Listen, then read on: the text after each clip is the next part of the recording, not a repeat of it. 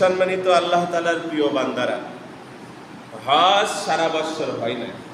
হজের কিছু নির্দিষ্ট মাস রয়েছে, কিন্তু উমরা সারা বছর করা যায়। আল্লাহ সুবহানাহু ওয়া তাআলা কুরআনুল কারীমে সূরাতুল বাকারা আয়াত নং 197 এখানে হজের প্রসঙ্গে আলোচনা করতে গিয়ে বলেছেন, আল হাজ্জু আশহুরুম মা'লুমাত। হজ হলো নির্দিষ্ট কিছু সময়, কি নির্দিষ্ট সময়ের জন্য হজ, আর উমরার জন্য কোনো নির্দিষ্ট সময় নেই।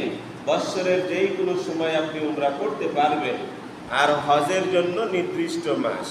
এখন নির্দিষ্ট মাস কি কি? শাওয়াল, জিলকদ আর জিলহজ মাসের 10 তারিখ পর্যন্ত 10টা দিন। শাওয়াল, জিলকদ, জিলহজ মাসের প্রথম 10 দিন হজের জন্য নির্দিষ্ট। সৌদি সরকার এই সময় দেখবেন উমরার ভিসা বন্ধ করে দেয়। কি বলেন? উমরার ভিসা বন্ধ করে দেয়। হজের যখন মৌসুম শুরু হয় তখন আর উমরার ভিসা অ্যালাউ করে না। এই জন্য হজের নির্দিষ্ট মাস আল্লাহ তাআলা কুরআনুল কারীমেও বলেছেন। আর উমরার কোনো নির্দিষ্ট সময় নেই, বৎসরের যেই কোনো সময় আপনি উমরা করতে পারেন। এখন বিষয় হলো হজ এর আবিধানিক অর্থ হলো ইচ্ছে পোষণ করা, পারিভাষিক অর্থ হলো নির্দিষ্ট টাইমে আল্লাহ সুবহানাহু ওয়া তাআলাকে রাজি খুশি করার জন্য তার ঘরে কি লাব্বাইক আল্লাহুম্মা লাব্বাইক লা শারিকা লাকা লাব্বাইক এইভাবে করে তাকবীর দিয়ে দিয়ে আল্লাহর সন্তুষ্টির লক্ষ্যে আল্লাহ সুবহানাহু ওয়া তাআলার ঘর 7 বার চক্কর দিয়ে সাফা মারওয়া সাই করে কি বলেন, এরপরে হলক করে আরাফা মিনা মুজদালিফায় অবস্থান করে যেই আমরা আমলটা করে থাকি এর নাম হজ। এর নাম কি? হজ। আর উমরা হলো একই, আল্লাহ সুবহানাহু ওয়া তাআলাকে রাজি খুশি করার জন্য আল্লাহর ঘর তওয়াফ করা আর কি সাফা মারওয়া সাই করা। উমরার ভিতরে উকুফে আরাফা নাই, মিনা মুজদালিফা নাই, শয়তানকে পাথর মারা রমিউজ জিমার নাই। তো দুইটাই আল্লাহ সুবহানাহু ওয়া তাআলা ও নবীকে রাজি খুশি করার জন্য। আল হজ্জু লিল্লাহ ওয়াল উমরাতু লিল্লাহ, দুটাই হবে কার জন্য? আল্লাহর জন্য। শুধুমাত্র আল্লাহর জন্য হতে হবে হজ, শুধুমাত্র আল্লাহর জন্য হতে হবে উমরা। তাহলে হজের নির্দিষ্ট সময় আছে, উমরার কোনো নির্দিষ্ট সময় নাই। এবার আসেন, হজ হলো 3 প্রকার। আমি সংক্ষিপ্ত টাইমে হজ উমরা প্রসঙ্গে বিস্তারিত বলারই চেষ্টা করব। হজ 3 প্রকার: হজ্জে ইফরাদ, হজ্জে কিরান, হজ্জে তামাত্তু। হজ্জে ইফরাদ মানে শুধু হজ, এর সাথে কোনো উমরা থাকবে না। আর হজ্জে কিরান একই ইহরামে উমরা এবং হজ পালন করা, যেটা অনেক কষ্টসাধ্য। এমনিতেই হজের সময় 5 দিন ইহরাম খোলা যায় না, কি বলেন? এর আগে থেকে আবার উমরা আর হজ একই ইহরামে আদায় করার নাম হলো হজ্জে কিরান। আরেকটা হলো হজ্জে তামাত্তু। হজ্জে তামাত্তু যেটা এক ইহরামে উমরা পালন করবে, আবার পবিত্র হয়ে যাবে, এরপরে আবার হজের নির্দিষ্ট সময়ে আবার ইহরাম বেঁধে হজ আদায় করবে। বাংলাদেশ থেকে ম্যাক্সিমাম হাজিরা কি করে? হজ্জে তামাত্তু করে। এই যে আমাদের মুয়াজ্জিন সাহেব, মুয়াজ্জিন মামা এবং তানার ওয়াইফ, আমাদের বাচ্চু ভাই, আমাদের আমসু থেকে যিনারা যাচ্ছে, ইতিপূর্বে আপনারা যারা গিয়েছেন, এই যে 28 তারিখে মনে করেন মক্কা মদিনায় যাবে, তাহলে হজ হতে তো এখনো অনেক দেরি। এতদিন তো আর ইহরাম পরে থাকা সম্ভব না। এই জন্য বাংলাদেশ থেকে বিভিন্ন দেশের বিভিন্ন প্রান্ত থেকে যারা হজ করে, বেশিরভাগ মানুষই হজ্জে তামাত্তু করে। এক ইহরামে এখান থেকে গিয়ে কি করবে? উমরা পালন করে নেবে, এরপরে হলক করে মাথা মুন্ডন করে আবার স্বাভাবিক হওয়ার পরে আবার হজের মৌসুমে তখন আবার ইহরাম বেঁধে হজের জন্য ইহরাম বেঁধে হজ আদায় করবে। এর নাম হজ্জে তামাত্তু। এবার আসেন আল্লাহ সুবহানাহু ওয়া তাআলা হজ প্রসঙ্গে কি বলেছেন, নবীজি হজ প্রসঙ্গে কি বলেছেন। আমরা হাদিসের মধ্যে যাই, আমরা জানি ইসলামের রুকুন কয়টা? 5টা। তার মধ্যে অন্যতম হলো ক্বালা রাসূলুল্লাহ সাল্লাল্লাহু আলাইহি ওয়াসাল্লাম বুনিয়াল ইসলামু আলা 5। আমাদের ধর্মীয় যেটা, যার উপরে ভিত্তি করে ইসলাম ধর্ম টিকে আছে, সেই ভিত্তি কয়টা? পাঁচটা। নাম্বার এক, শাহাদাতি আল্লাহ ইলাহা ইল্লাল্লাহ ওয়া আন্না মুহাম্মাদার রাসূলুল্লাহ। এই কথার সাক্ষ্য দেওয়া আল্লাহ ছাড়া আর কোনো মালিক কি আছে বলেন? আছে? নাই। আর নবী মুহাম্মাদুর রাসূলুল্লাহ তার কি প্রেরিত রাসূল। আপনি আল্লাহকে মানেন, নবীকে মানেন না, আপনি মুসলমান না। আপনি নবীকে মানেন কিন্তু আল্লাহকে মানেন না, কি আপনি মুসলমান না। দুইটার সমন্বয়ে কি আপনি একজন মুসলিম। আপনার ঈমান হতে হবে কি দুইটার সমন্বয়, আল্লাহকে রব হিসাবে মানা আর নবী মুহাম্মদুর রাসূলকে খাতামুন নবিয়্যিন হিসাবে এবং রাসূলুল্লাহ হিসাবে মানা। তাহলে আপনি একজন কি ঈমানদার, আপনি একজন মুসলিম, আপনি একজন মুমিন। তাহলে মুসলিম ধর্মের অন্যতম এক নাম্বার রুকুন হলো আল্লাহকে মানা, যেটাকে আমরা বলি ঈমান। কি বলেন? ঈমান। নাম্বার দুই, ওয়া ইকামিস সালাত। কি বলেন? নামাজ প্রতিষ্ঠিত করা, নামাজ নিজেও আদায় করা, আমার মহল্লাবাসীকে নামাজি বানানোর ফিকির করা, আমার সমাজের লোককে নামাজি বানানোর ফিকির করা, সারা বিশ্বের মুসলিম মুসলিমাত মুমিন মুমিনাত কিভাবে সালাতি হবে সেই ফিকির থাকা, আমার দেশের রাষ্ট্রীয় যেখানে সংসদ সেখান থেকে এই হুকুমটা কি বলেন পাস করা, এর নাম হচ্ছে ইকামাতে সালাত। এরপরে আসেন ওয়া ইতাইজ যাকাত। কি করা? যাকাত আদায় করা, যাকাত প্রতিষ্ঠিত করা, যাকাত ভিত্তিক অর্থনীতি চালু করা। আজকে আপনি হালাল ভাবে লোন নেওয়ার সিস্টেম বাংলাদেশে নাই, আছে কি? নাই। কারণ এখন বলবেন হুজুর ইসলামী ব্যাংক তো আছে, তারা চেষ্টা করে কিন্তু 100% সুদমুক্ত না। কেন না? আমার দেশের সব ব্যাংকগুলো বাংলাদেশ ব্যাংকের আন্ডারে। বাংলাদেশ ব্যাংক কি বলেন বিশ্ব ব্যাংকের আন্ডারে, তাই না? তাহলে আমার বাংলাদেশ ব্যাংক কি সুদমুক্ত? না, সুদযুক্ত। বিশ্ব ব্যাংক কি সুদমুক্ত? না, সুদযুক্ত। অতএব বাংলাদেশে কেউ যদি বলে আমরা 100% সুদমুক্ত, এটা ধোঁকা ছাড়া আর কিছু না। 100% সুদমুক্ত কোনো ব্যাংক আমার দেশে নাই। তখনই সম্ভব যখন ইসলামী রাজ কায়েম হবে, দেশের সরকার যখন কুরআন হাদিসের ভিত্তিতে কি বলেন ইসলামী শরিয়া যাকাত ভিত্তিতে কুরআন হাদিসের ভিত্তিতে ব্যবসা বাণিজ্য যখন লোন চালু করবে, তখনকার সম্ভব কি 100% সুদমুক্ত। তার আগ পর্যন্ত 100% সুদমুক্ত বলা কোনো সুযোগ নেই, কোনো সুযোগ নেই। সেটা ইসলামী ব্যাংক হোক, যেই কোনো ব্যাংক হোক। তবে ইসলামী ব্যাংক চেষ্টা করে, বাকি অন্য ব্যাংক ওই চেষ্টাটাও করে না। কি আমি কি বুঝাতে পারলাম? অন্যান্য ব্যাংক কোনোটাই চেষ্টা করে না, তবে সেই তুলনায় ইসলামী ব্যাংক চেষ্টা করে। সম্মানিত আল্লাহর প্রিয় বান্দা, সেটা আলাদা বিষয়। ওয়াল হাজ্জি, চতুর্থ নম্বরে কি রয়েছে? হজ। তাহলে হজকে ছোট করে দেখার কোনো সুযোগ নাই। সমাজে অনেক মানুষ আছে একসাথে 25 বিঘা কিনতে পারবে, একসাথে 10 বিঘা কিনতে পারবে, একসাথে 5 বিঘা কিনতে পারবে। যেই জমির দাম কি বলেন 13 লাখ 14 লাখ টাকা করে জাওয়ের জমির দাম, তাও 5 বিঘা কিনে ফেলছে। আর যদি হজের কথা বলেন, আমার উপরে তো হজ ফরজ হয়নি।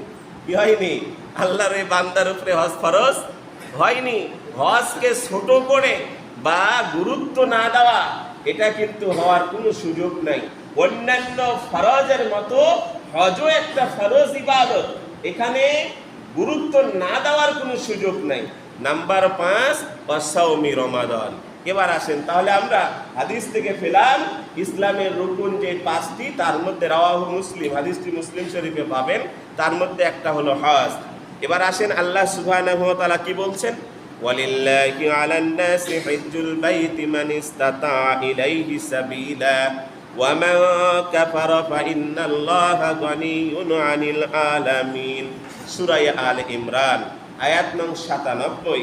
এখানে আল্লাহ সুবহানাহু ওয়া তাআলা ইরশাদ করছেন, আমার কোনো বান্দা, আমার কোনো বান্দি যদি আমার ঘর তওয়াফের তার সমর্থ হয়ে যায়, তার আর দেরি করার কোনো সুযোগ নেই। কি আমার ঘর তওয়াফের যদি সুযোগ হয়ে যায়, আমার ঘর যদি জিয়ারত করার সুযোগ হয়ে যায়, তার আর দেরি করার কোনো সুযোগ নাই, কোনো সুযোগ নাই। আপনাকে আল্লাহর ঘরে যেতে হবে এখন বলবেন সমর্থটা কি? আসেন হাদিস থেকে আমরা এর ব্যাখ্যাটা নিই। ইবনে ওমর রাদিয়াল্লাহু তাআলা আনহু قال جاء رجل إلى النبي فقال يا رسول الله ما يوجب الحج قال الزاد والراحلة رواه الترمذي وابن ماجه।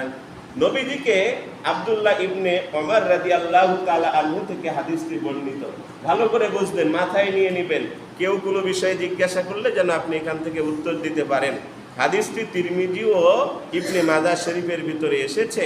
আব্দুল্লাহ ইবনে ওমর মুসলিম জাহানের দ্বিতীয় খলিফা উমরে ফারুক রাদিয়াল্লাহু তাআলা আনহুর ছেলে আব্দুল্লাহ বিন ওমর থেকে হাদিসটি বর্ণিত।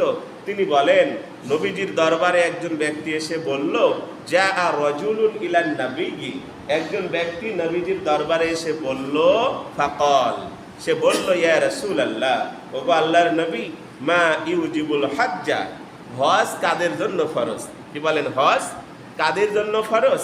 কল, আল্লাহ রসুল বললেন, আযাদু ওয়ার রাহিলা, আল্লাহর কোনো বান্দা বান্দি তার স্বদেশ থেকে আল্লাহর ঘর পর্যন্ত যেতে যেই খাবারটা লাগে, কি এই খাবার তার কাছে আছে, ওয়ার রাহিলা, তার স্বদেশ থেকে আল্লাহর ঘর পর্যন্ত যেতে যেই সোয়ারির ব্যবস্থাপনা, যেই উজরত তার কাছে আছে, তার উপরেই হজ ফরজ। সুবহানাল্লাহ।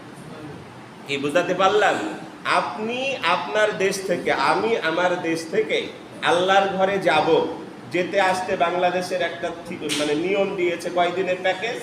45 দিনের প্যাকেজ বা 50 দিন হতে পারে বিমানের টিকিটের কারণে, বা 40 দিন বা 42 দিন। এই যে মনে করেন একটা প্যাকেজ, তো এই যে আপনি 40 দিন 42 দিন আপনি আল্লাহর ঘরে মানে যাবেন, যাওয়ার সময় আসা যাওয়া ওখানে থাকাতে খাওয়া লাগবে না নাকি আল্লাহ খাওয়াবে? হ্যাঁ, আল্লাহ খাওয়াবে, কিন্তু উসিলা লাগবে না। আর দুনিয়া বিল ওয়াসাইল লা বিল ফাজাইল, দুনিয়ায় আল্লাহ উসিলার মাধ্যমে খাওয়াবে, কি ফজিলতের মাধ্যমে হবে না। ওয়াল জান্নাতু বিল ফাজাইল লা বিল ওয়াসাইল, জান্নাতে আল্লাহ কোনো উসিলা দিবে না, কি খালি ফজিলত। সেখানে আপনি এমনি পাবেন, কোনো কর্ম করা লাগবে না, খালি আপনি কল্পনা করবেন, মা তাস্তাহি আনফুসুকুম, খালি কল্পনা করবেন, যদি এখন এই মৌসুমে যদি একটু লিচু হতো, সঙ্গে সঙ্গে চলে আসবে। যদি ভাবেন যে ইস, একটু দুধ দিয়া, চিংড়ি দিয়া, কলা দিয়া, আম দিয়া যদি খেতে পারতাম, সঙ্গে সঙ্গে চলে আসবে। তাই বলে ডারবির ফিকির করলে ডারবি আসবে না, কি বলেন? পেনশন আসবে না, মেন সুইজ নামে নাকি একটা কি আসছে, সিগারেট আসছে নতুন, এগুলার ফিকির করলে আসবে না। অফ সুইজ নামে যে সিগারেট, এগুলার ফিকির করলে আসবে না। ওখানে যদি আপনি যেগুলো হালাল, ইসলাম ধর্মে যেগুলো বৈধ, মা তাস্তাহি আনফুসুকুম, আপনার অন্তর যদি চাই, কল্পনা যদি করেন, চলে আসবে। ওখানে কোনো উসিলা লাগবে না। তবে দুনিয়ায় কি লাগবে ভাই? উসিলা লাগবে, কর্ম লাগবে। আল্লাহ রসুল বললেন, আযাদু, নিজ দেশ থেকে আল্লাহর ঘর পর্যন্ত যাবেন, আসবেন, এই যে যাওয়া আসা, এই যে লম্বা টাইম, এর খাবারের যেই অর্থ, সেটা থাকা লাগবে। এবার আপনি আল্লাহর ঘরে চলে গেলেন, আপনার বউ চলে গেল লাড়া তুলতে, কি বলেন? আপনার বউ চলে গেল গরু লিয়া বিলে, আপনার বউ চলে গেল ওই ছাগল লিয়া বিলে দিয়া, বা মনে করেন মাটি কাটতে, আরেক কিছু দিয়া যাননি তো, তাহলে আপনার বইয়ে কত খাওয়া লাগবে? এরা মনে করেন নিজ নিজ ইনকাম করে খাচ্ছে না।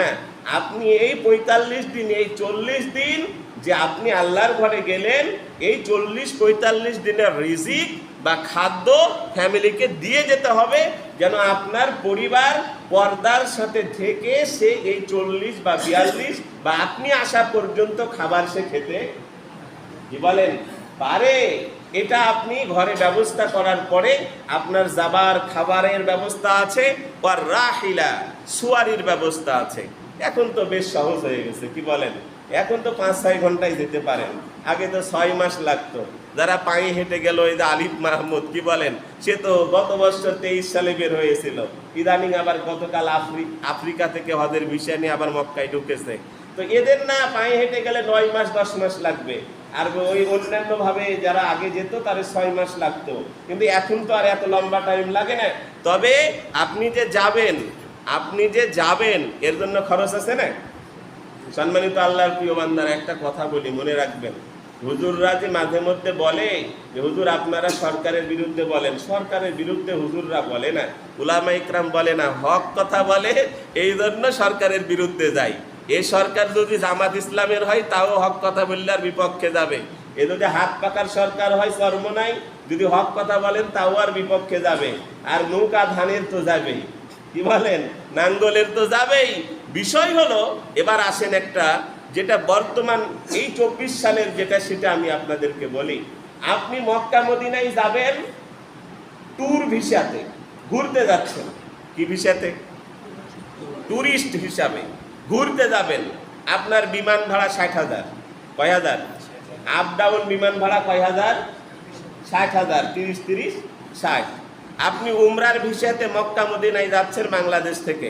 আমার দেশের সরকার বিমান ভাড়া করেছে 1 লাখ। কয় লাখ? কয় লাখ?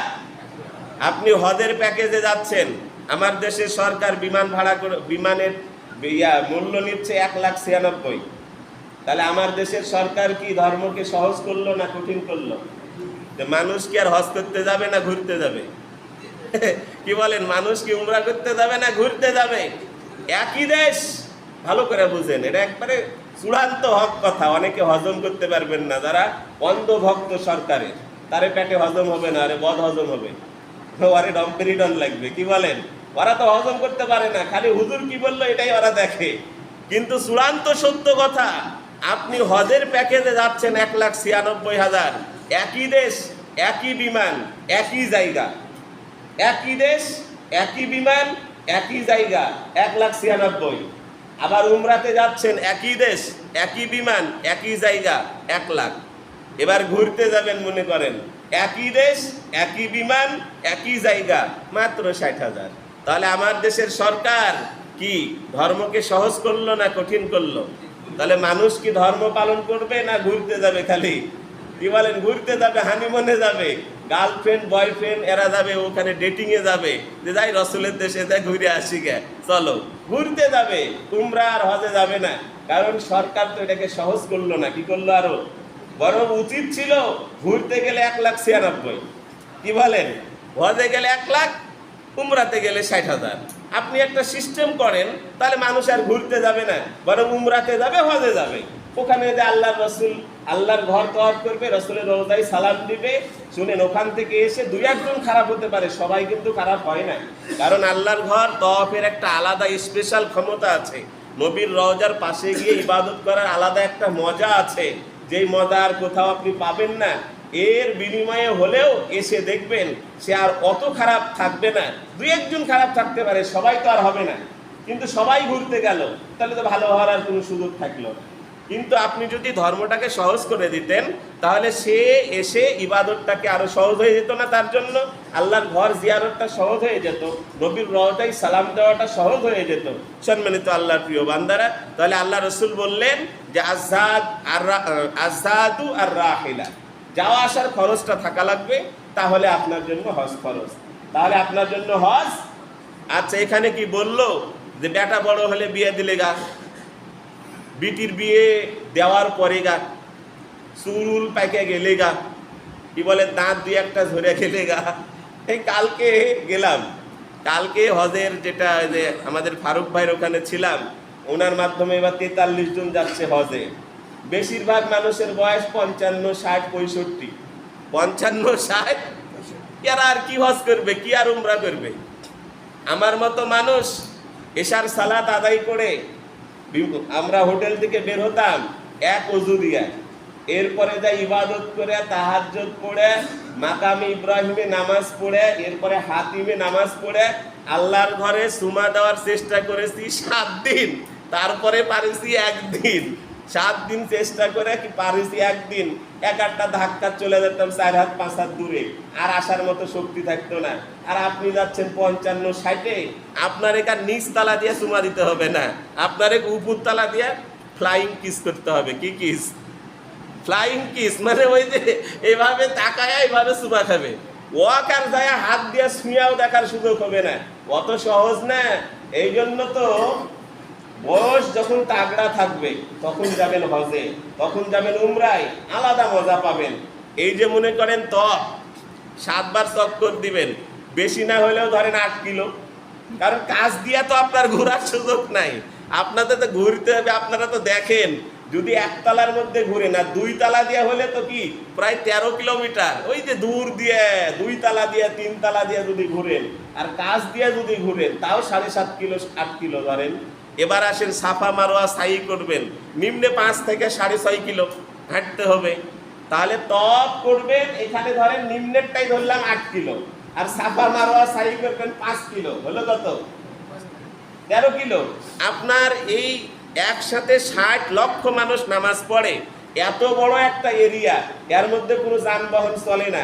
এরপরে কেন আপনার হোটেল যাওয়া আসা 3 কিলো, কি আপনার হোটেল পর্যন্ত নিম্নে 3 থেকে 4 কিলো। তাহলে এমনিতে 15 কিলো হাঁটতে হয় একবার উমরা করলে। একবার হজের মানে একটা উমরা করলে সর্বনিম্ন 15 কিলো হাঁটতে হয়। আর আপনি যদি হুইলের পার্টি হন, আপনি তো নিচতলায় যাইতেই পারবেন না। হুইলের পার্টিদের নট অ্যালাউ, নিচতলায় কোনো সুযোগই নাই। ওরা 3 তালা 4 তালা 5 তালা দিয়েই ঘুরবে, 3 তালা দিয়ে 2 তালা দিয়েই ঘুরবে, তাও 700 রিয়াল 400 রিয়াল ভাড়া। কি বলেন? ওই যে কিছু লোক ঠেলে নিয়ে বেড়াবে, এমনি তো আর কেউ করবে না, ঠেলে নিয়ে আপনাকে দূর থেকে করাইয়া দিল। এই জন্য হজ উমরার যদি নিয়াত থাকে, ইয়াং বয়সে যাবেন, আলাদা একটা ফিলিংস কাজ করবে, আলাদা একটা মজা পাবেন। আপনি হাতিমে নামাজ পড়তে পারবেন, মাকামে ইব্রাহিমে নামাজ পড়তে পারবেন। কি বলেন? আপনি মোটামুটি হোটেল থেকে আল্লাহর ঘর 3 কিলো মতো বা 2 কিলো বা 1 কিলো যেটাই হোক, কিন্তু আল্লাহর ঘরের এরিয়া থাকে, মানে হেরেম শরীফ থেকে নিয়ে আল্লাহর ঘর পর্যন্ত প্রায় 1.5 কিলো 1 কিলো। এর মধ্যে তো আর বাথরুম নাই। কি এর মধ্যে তো আর বাথরুম নাই? তাহলে আপনি তওয়াব করছেন, আপনার বাথরুমে চাপ আসছে, লাস্ট বয়স, ফুটে ফুটে পেশাব পড়ে। কি ফুটে ফুটে পেশাব পড়ে, আর একটু পর পর বাতাস বের হয়, কন্ট্রোলিং পাওয়ার নাই।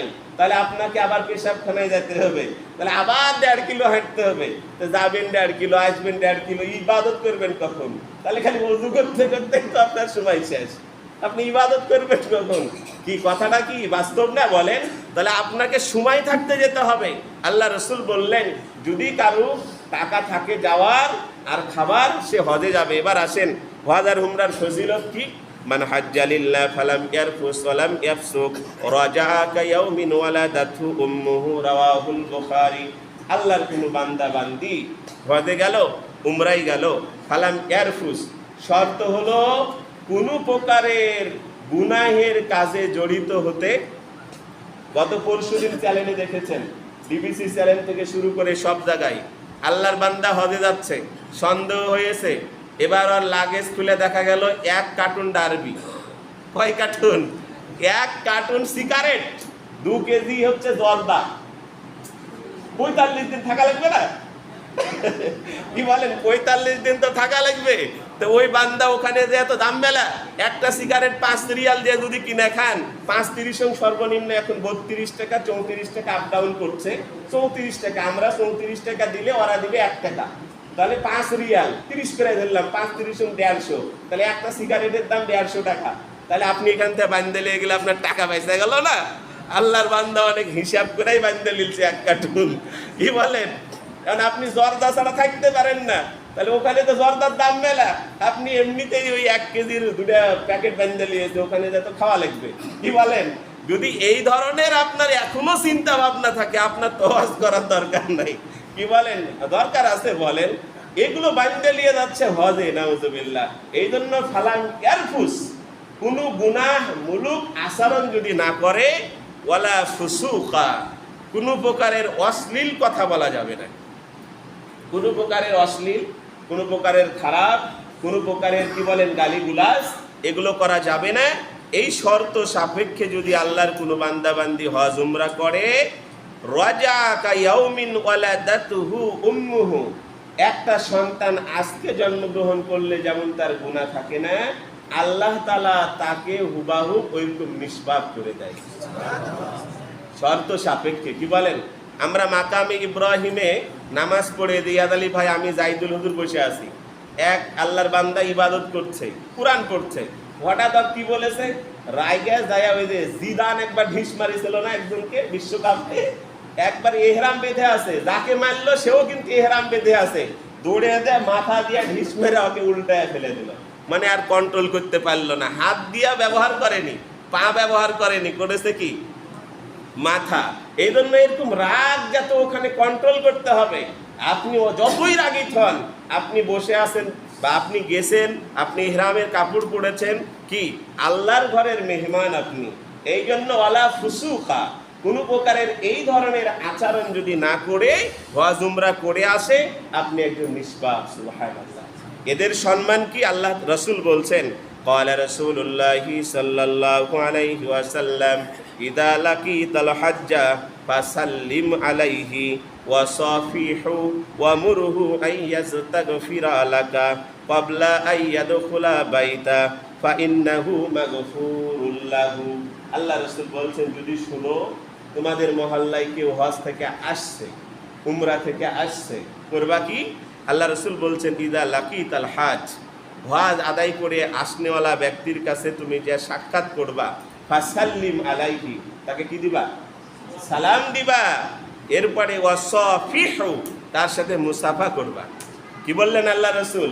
কেউ যদি হজ থেকে আসে, কিন্তু এমনও আছে হাজী সাহেব গেল কখন এলো কখন আমরা জানি না, আছে না নাই ভাই? আমাদের মহল্লা হয়তো বা থাকতে পারে, কিন্তু আছে এরকম অনেকেই আছে যে গেল কখন তাও জানে না, এলো কখন তাও জানে না।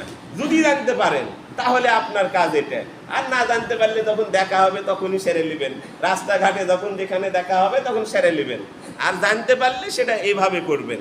ক্বালা রাসূলুল্লাহ ইদা লাকিতাল হাজ্জা, যখন আপনি কোনো হাজী সাহেব যারা কেবল আসলো, আল্লাহর ঘর তওয়াফ করে রাসূলের রওজায় সালাম দিয়ে দেখা হলো, আপনি ফাসাল্লিম আলাইহি, সালাম দিবেন, ওয়া সাফিহু, তার সাথে মুসাফা করবেন, ওয়া মুরহু আই ইয়াস্তাগফির লাকা, আর বলবেন ভাই হাজী সাহেব আমার জন্য একটু গুনাহ মাফের দোয়া করেন।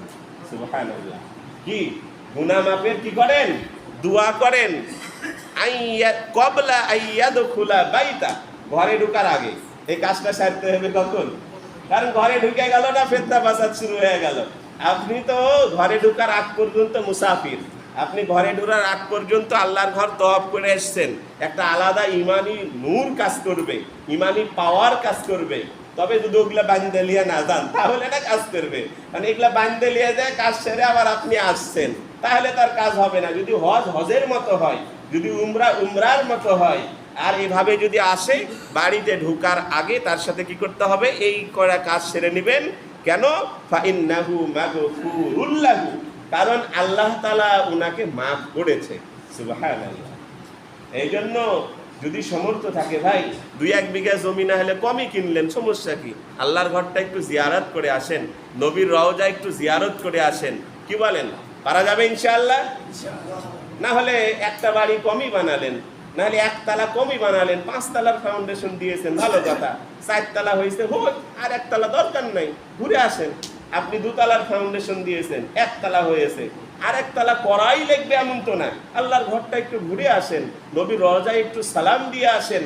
যদি এরকম কোনো নিয়াত নিয়ে এখন থেকে আগান, কালকে আল্লাহর এক বান্দা আপনাদের তানোর বিলে মাছ মারে, তানোর বিলে মাছ মারে, জাগা জমি বলতে বাড়ি দেয়, আসুক হজ করে তারপরে নাম বলবো নি, কি বাড়ি জাগা জমি বলতে বাড়ি দেয়, আর কোনো আবাদ পানি করার জায়গা নাই, আর আই বলতে বিলে মাছ মারা। আপনারা রাতে ঘুমান, আমি আপনি রাতে ঘুমাই, আর আল্লাহর বান্দা কোথায়? বিলে। ওর একটাই আশা, মক্কা মদিনায় যাবে। কি আশা ভাই? এবার হজে যাচ্ছে, আলহামদুলিল্লাহ। কি এবার হজে যাচ্ছে? মানুষ অনেকে বলেছে, কিরে তুই হজে যাবি কেন, তোর কি আছে, তুই হজ করা লাগবে কেন?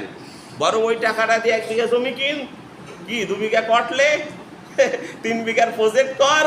ওনার কথা না, আমি তো এত কষ্ট করে রাত জেগে মাছ মেরে এগুলা করার কারণে না, আমার ভিতরে একটা নিয়াত আছে, নবীর রওজায় সালাম দিব, আল্লাহর ঘর জিয়ারত করব। অত সহজ, এই পথটা অত সহজ ছিল না, আল্লাহই সহজ করে দিয়েছে। সুবহানাল্লাহ। এই যে এবার যাবে, কালকে আমি কুলাকুলি করলাম, ওনার চোখ দিয়ে খালি পানি বের হচ্ছে, থামছে না। বলছে হুজুর কত কষ্ট করে যে আমি টাকা জমা দিয়েছি, আর পৃথিবীর কেউ জানে না। 7.5 লাখ টাকা জমা দেওয়া মুখের কথা না। কি বলেন? মাছ মেরে 7.5 লাখ টাকা ফ্যামিলিকে চালায়া জমা দেওয়া মুখের কথা না। অনেক বছর থেকে সেটার কি করতেছে, ফিকির করছে, এরপরে কা সম্ভব হয়েছে। এই জন্য শুনেন, দুনিয়াতে একটু না হলে সম্পদ কমই হলো, সমস্যা কি? আল্লাহর ঘরটা জিয়ারত করে আসেন, নবীর রওজাটা জিয়ারত করে আসেন, ইবাদতে একটা আলাদা মজা পাবেন, একটা আলাদা ফিলিংস কাজ করবে, মনে থাকবে ইনশাআল্লাহ। শেষ কথা, আল্লাহ রসুল বলছেন আফদুল্লাহি সালাসা আল গাজি আল হাজু আল মুতামিরু রাওয়াহুন নাসাই। শেষ কথা হলো আল্লাহ রসুল বলছেন তিনটা লোক আমার দলে, তিন শ্রেণীর মানুষ আমার দলের। কয় শ্রেণী? কি বলেন? যদি আল্লাহর দলের হয়ে যেতে পারেন তাহলে কি এটা একটা বিশাল সৌভাগ্য না? তিন শ্রেণীর মানুষ আমার দলের লোক। এক নম্বর কি বলেন? আল গাজী, জিহাদের মাঠে জিহাদ করে বেঁচে ফিরেছে, সে আমার দলের লোক। সুবহানাল্লাহ।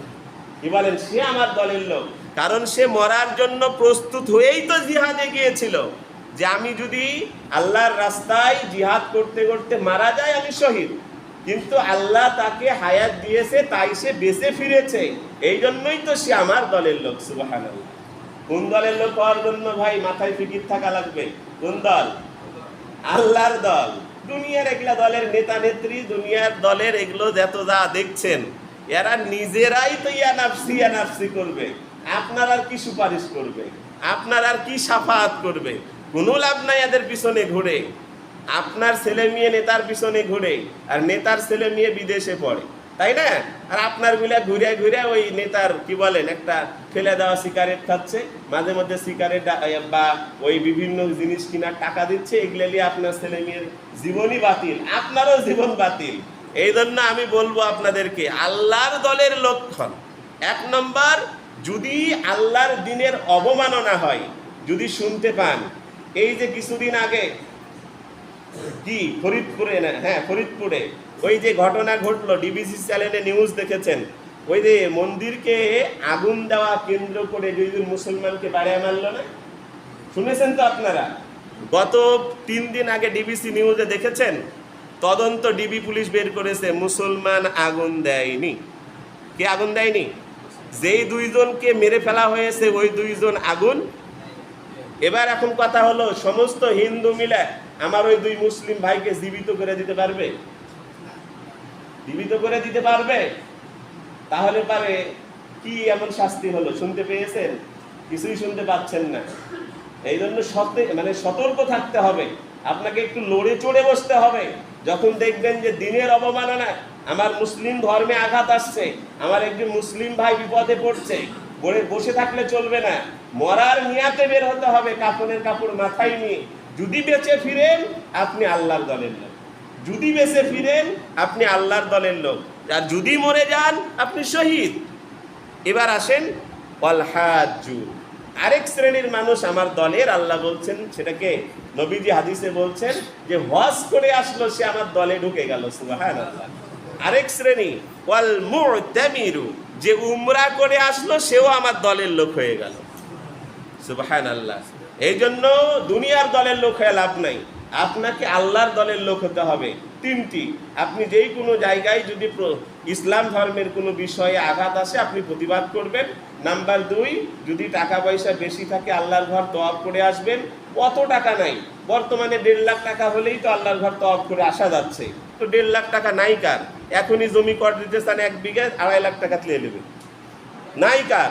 2.5 লাখ টাকা লিয়ে নেবে, এই মহল্লারই অনেক লোক লিয়ে নেবে, নাই কার? কিন্তু আপনার সৎ ইচ্ছের অভাব, আপনার সৎ নিয়াত নাই, আপনার নেক নিয়াত নাই।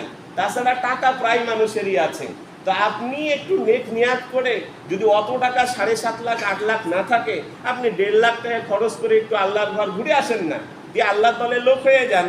তাহলে একটা জিম্মাদারিত্বে চলে গেলেন, আল্লাহর জিম্মাদারিত্বে চলে গেলেন। মনে থাকবে ইনশাআল্লাহ। একটু টাকা জমাবেন, কি সুদ মুক্ত বিভিন্ন অ্যাকাউন্ট আছে, ওখানে একটু একটু করে টাকা জমাবেন হজের নিয়াতে, উমরার নিয়াতে। যদি উমরার টাকা হয়ে যায় উমরা করে আসবেন, যদি হজের টাকা হয়ে যায় হজ করে আসবেন। কি বলেন, পারা যাবে ইনশাআল্লাহ? আল্লাহ তাআলা আমাকে আপনাকে সবাইকে, হজের মাস চলছে, আল্লাহ যেন তার ঘর তওয়াফের সুযোগ করে দেয়, সকলে বলি আমিন। নবীর রওজায় যেন সালাম দেওয়ার তৌফিক এনায়েত করে, সকলে বলি আমিন। যারা আমরা পরে এসেছি 4 রাকাত সুন্নতে মুআক্কাদা আদায় করে নিই।